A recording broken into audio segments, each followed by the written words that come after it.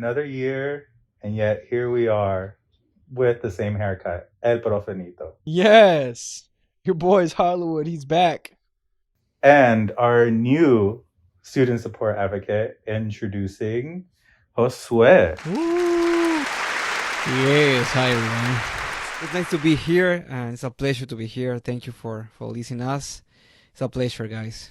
Thank you. Of course. Welcome. So Josue is joining Si Se Puede Academy as a student support advocate.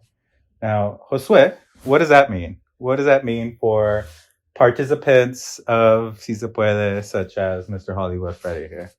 Well, it means a lot. It means a lot. It means like be a part of the community, for the Hispanic community. So my job essentially is help others to get their GED. So I'll support students. I'll support with their questions, their emotional part too, con sus necesidades familiares también. So es una buena oportunidad para ayudar a la gente a crecer, a los chicos y que estén activos. Nice. And you shared a little bit with us that you're a little nervous Yeah. about speaking English. Yes. So, for those out there, tell us a little bit about your background. Tell us a little bit, yeah. Okay, yeah. I was born in Ecuador, in Quito. Ecuador has the middle of the world in Quito, in the capital city, so it's a very nice place. When I was 18 years old, I started studying music. So I play piano, I play drums. I love music, all kind of music. And then I was studying political science and international relationship. And that place I was learning some English, but you know, in my country, in Latin America, the English is very bad. We are some troubles get there, so to learn some English. El sistema educativo es muy malo, so we spent like 11 years in the school. 11 years aprendiendo inglés, pero realmente no se aprende mucho. So, yeah. And then I decided to study theology. Theology is an interesting career.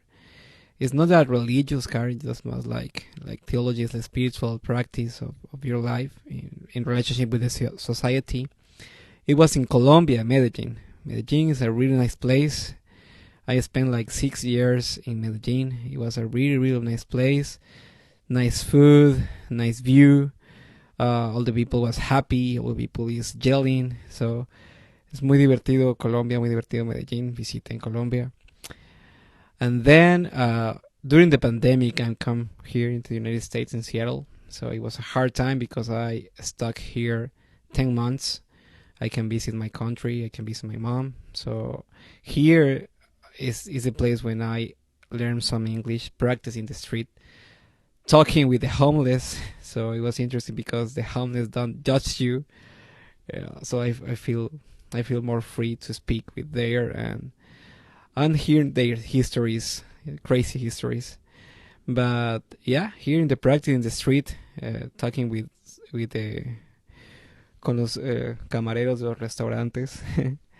Y eso fue mi manera de aprender inglés. What a beautiful story. Very beautiful. I got a question for you. When you came over here, were you really nervous to be here or not? Yes, 100% nervous, 100% nervous. It was a different culture, different language. Todo era diferente. So, tenía una expectativa más tranquila, pero sí era difícil manejar, era difícil adaptarse al idioma, al lenguaje, a la gente. So when I met my wife here, so she has some friends, and they have totally different culture. They so more shy, more un poquito más reservados. En cambio yo era más, hey, ¿cómo están? Yeah. So yeah, it was a shock, a cultural shock. Yeah. You said you studied theology in Colombia. What encouraged you or what interested you in studying that? And did that influence you coming to Seattle? Okay, yeah, no. Um, when I was studying political science, I understand that different things in the society. So I was around my friends right there was a so superficial persons. The political is always corrupt, so all of them like just want to be there by the money, just by the pleasure, the power. So in the society there was one more thing that is the spiritual thing. So the humans composed to the material, uh, lo material, lo espiritual y lo mental. So I decided to explore the spiritual thing using theology. So yeah, it influenced my life for sure, 100%. Uh, it changed my perspective to understand and to do the things here. So when I was here during the pandemic, I was a missionary. So that's why the theology influenced me. Do you like boxing? Boxing, Yeah, yes. you love. I know because we're all Latinos.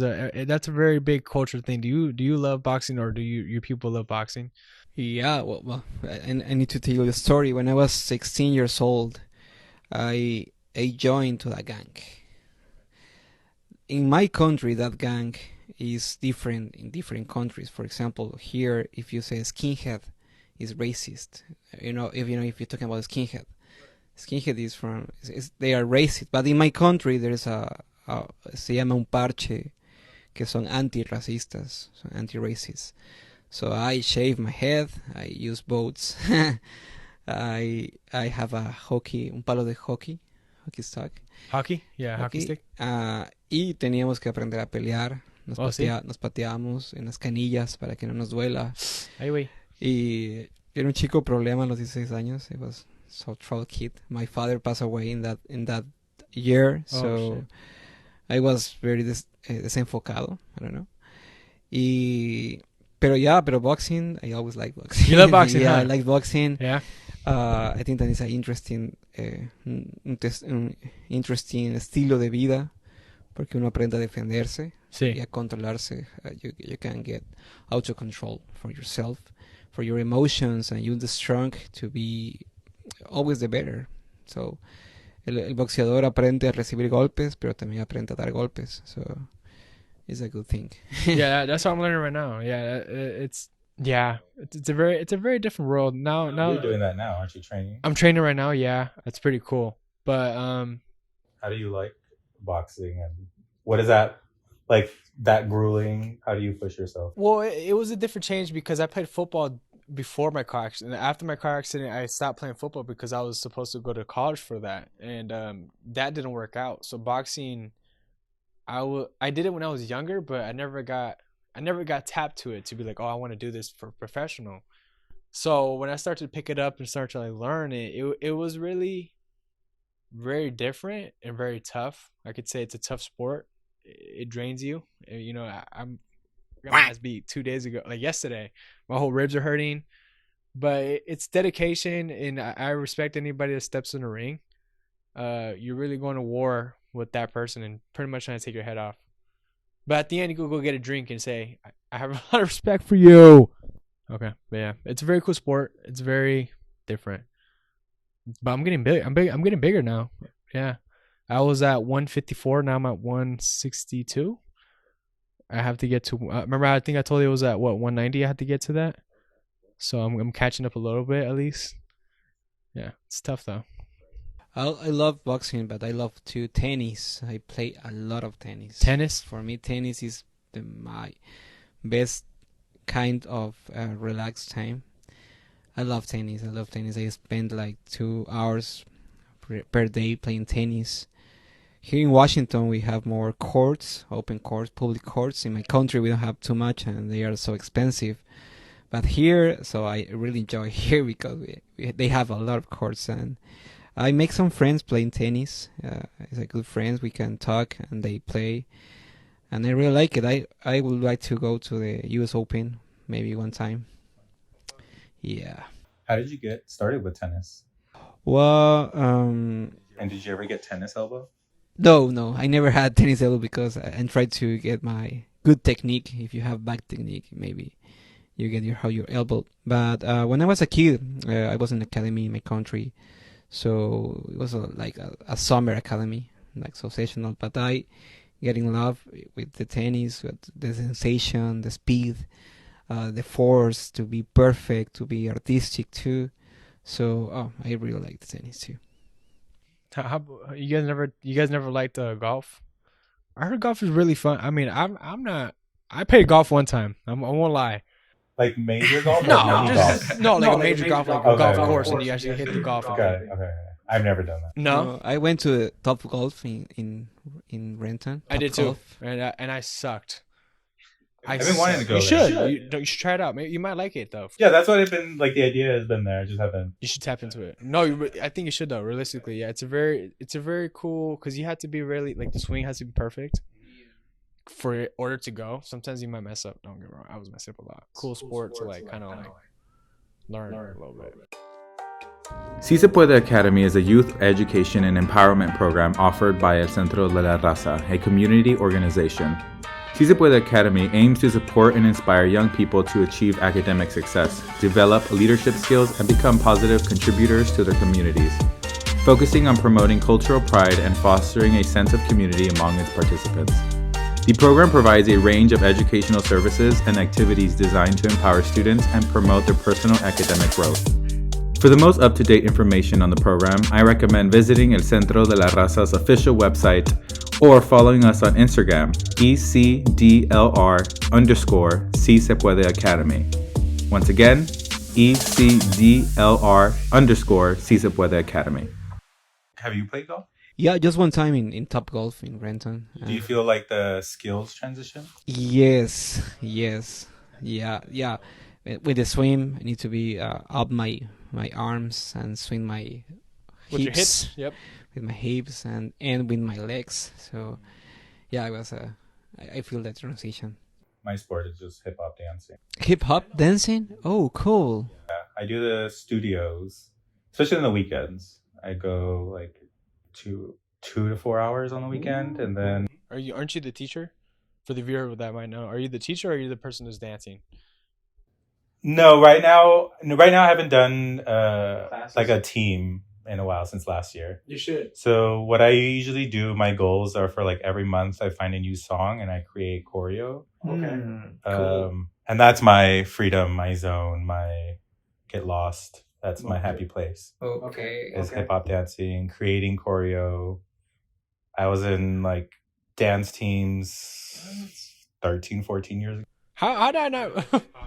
I was a part of a hip hop crew in South Korea. What? Oh, yeah. For a year. You didn't even tell me that. Yeah. So hip hop choreo has been just my thing and my happy place, and I do that weekly for sure. Yeah. I just put in headphones. I don't care who pays attention to me. I do. Because I go to the gym and because you have the mirrors. Yeah, right? you have and the that's when you have the mirrors. studio. Boom. Yeah, so I just put in my headphones, and if I have a song, then I just continue creating. If not, then I'll find a new song and create from there. Oh, wow. And there's a lot of joy and that thrill when you find like a good song and you're like start imagining something and you start doing it. Yeah. And slowly, eventually, you have your counts and you have You like have 2 your good, 2, 3, feeds. 8 counts. Yeah, you have your feet when you're tapping with the beat. Exactly. Yeah. Mhm. Interesting. Yeah, so that's my yours boxing, yours is tennis. I mean, mine is dancing. No, I love to dance too. Don't get me wrong. I love to dance. That's one thing I love to dance. When I realistically with boxing, I literally dance in the ring, because realistically you're dancing with your you're hitting with your feet a lot. So when I'm always sparring, because I'm with Benavides, I turn off I have the whole gym to myself for like 2 hours, and I literally play music and I call the people to spar with me, and I just have music playing, for I could tap to the music, for I could know what I'm doing, and I'm just we're practicing choreographic too, like how to punch to make it look fake when I'm doing the things, because I'm working with these guys, because I'm getting a bunch of some young guys that I'm coming in that are doing the stuff with me right now. I love to dance. You gotta teach me how to dance though, because I want to learn how to dance for when I have a female, when she needs to take me out to dance, I could actually like, oh, I already know what I'm doing. Have you heard salsa? Have you heard that ring salsa? Salsa, Salsa I music, love yeah. salsa. Yeah, I know how to dance salsa. Really? Yeah. That's one thing I want to learn because I listen to a lot of Eddie Santiago. A lot of those because my grandma, she used to play that all the time, and she used to teach me how to dance. But I totally forgot. I was super young. She used to have her broom, and she would stand me up, and she would grab my hands, and she would like every time I mess up, she hit me. I mean, that's not abuse, but she would literally tell me to straighten up and be like, you need to do, like, she was like a teacher for me. So she would teach me how to do the dances, and it was pretty cool. Yeah, I love dancing salsa too, bachata, Mhm. you name it. Yeah. You name it. I love dancing. Yeah, since I was a little kid, my tia would just start swinging me around. Coming home from like kindergarten, I grew up with a lot of like James Brown oldies from my grandpa. So James Brown. that too, I learned how to do that. So Really, you could do James Brown too? yeah, I mean, kind of like any- here or yeah, there. yeah, Yeah, some of the moves.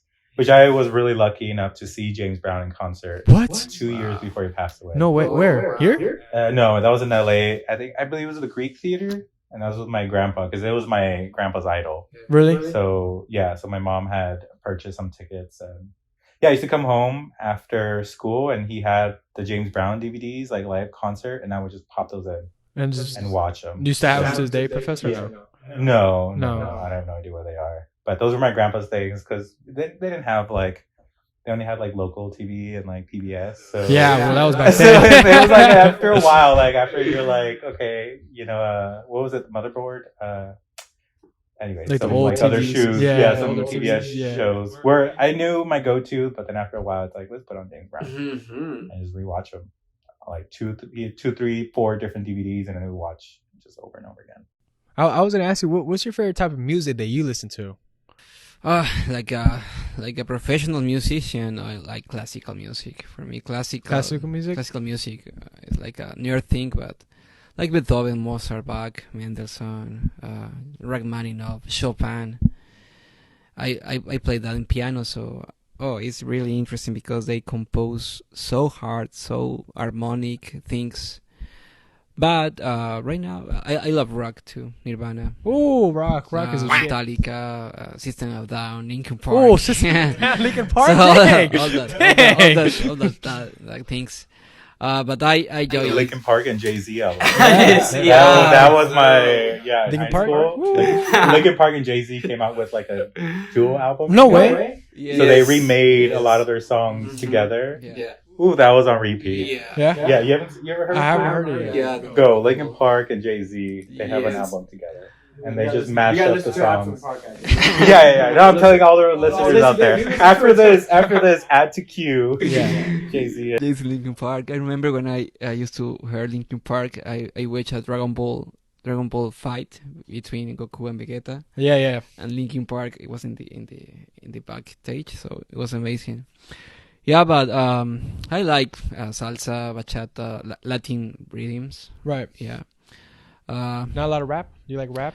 I like rap, but not commercial rap. I think so right now it's like too much commercial rap. But And they're redoing like their what do you call it? They're sampling a lot of yeah, the old a lot songs of right now. sampling. So I feel like that's getting Yeah. kind of tiresome.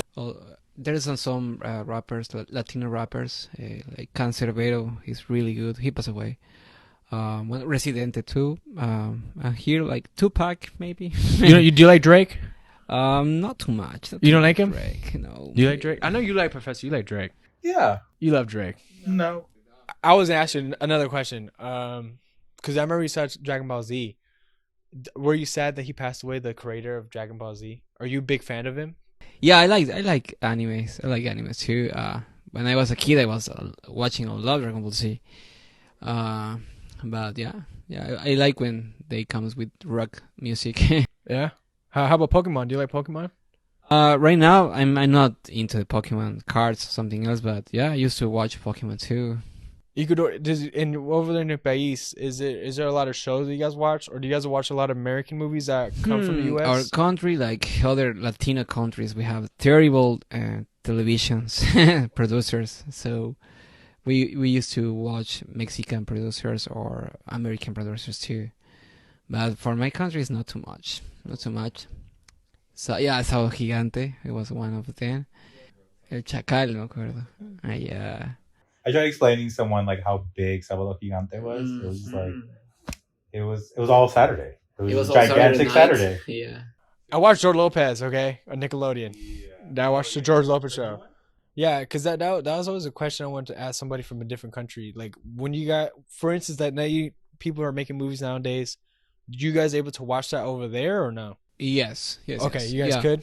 Yeah, we do with that. Our country has a small production movies. We have one movie, una película reconocida. The name is Rata, Ratones y Rateros. Rata, Ratones, Rateros. It's a good movie, but not too much. We have a lot of influence from Colombia for narco movies or narco series. On Netflix, huh? In Netflix. Yeah. So yeah.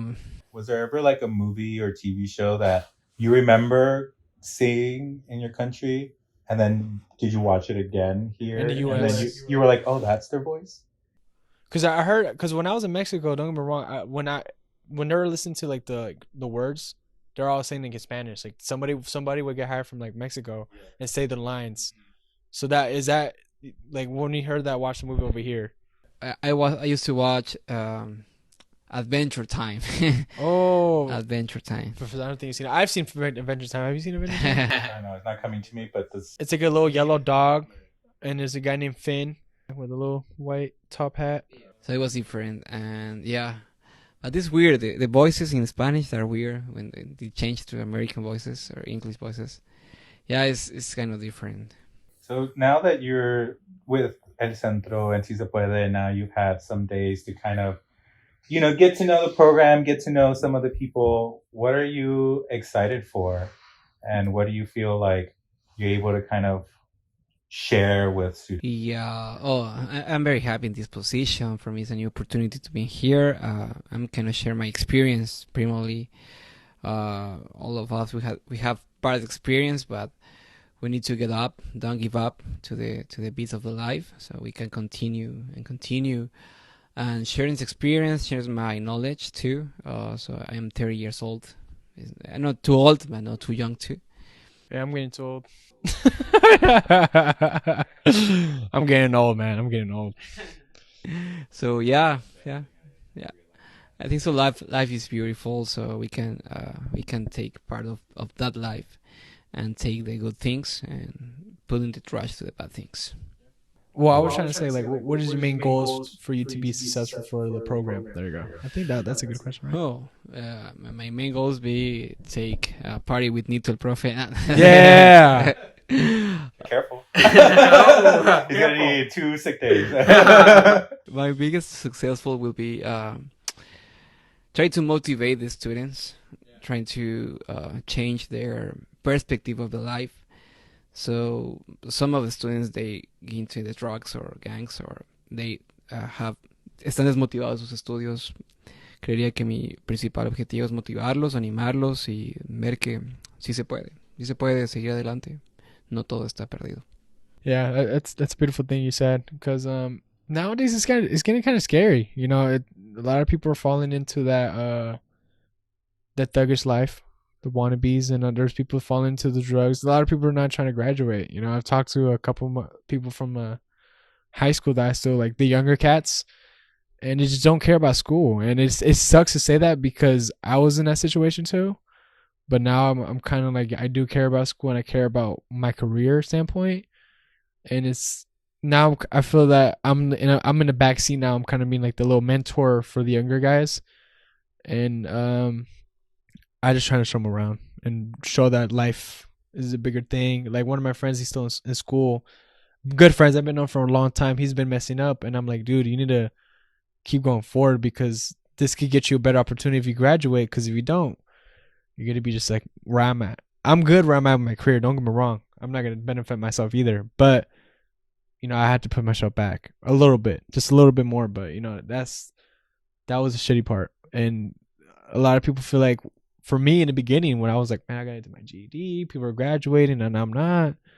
I was in a very depressed mindset. I was just in my own head because I'm like, I'm a loser and I'm all these things, and it's just, it sucks. You know what I mean? And I get where they're coming from, that they don't want to be in school, they don't want to be there. Sometimes they want to skip and have fun. And what helped you kind of bring that back around? I think my career, that was the number one thing for me. My career was the one that jumped that to come back from that, because I Kind of running with your passions and make it work. Yeah, because if that wasn't the case, and I had nothing to lose, I still wouldn't do my GED at all. And that's the tough part, and I think that's kind of where you need to reconfigure the mindset of like, sometimes you have to think of like, I have to work because that's what it is, instead of like, how can I make my passions work for me? Exactly. Too, because everyone's gonna have to work.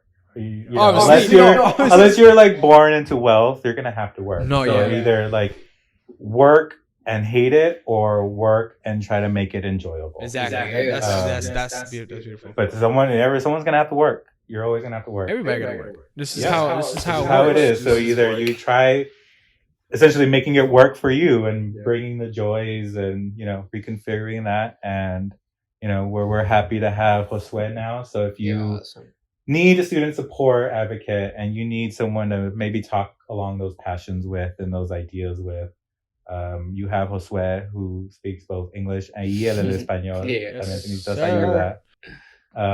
But yes, and you could find Josue on the Instagram page. You could text us on Instagram.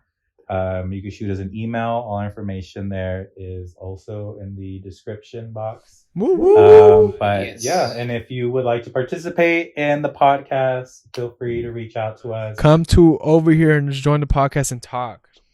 We need more guests. We do need more guests. Yes. We need more guests, more people to speak to, and any Centro programs out there listening, come and join as well. Yes. Thank you for Hollywood, Freddie, and thank you for having our new student support advocate. Thank you, guys. Thank you. It's awesome to be here, and please come and share time with us. Yep. I'm el Profenito, and Molcajete Flowers is done. Adios. Adios. Adios.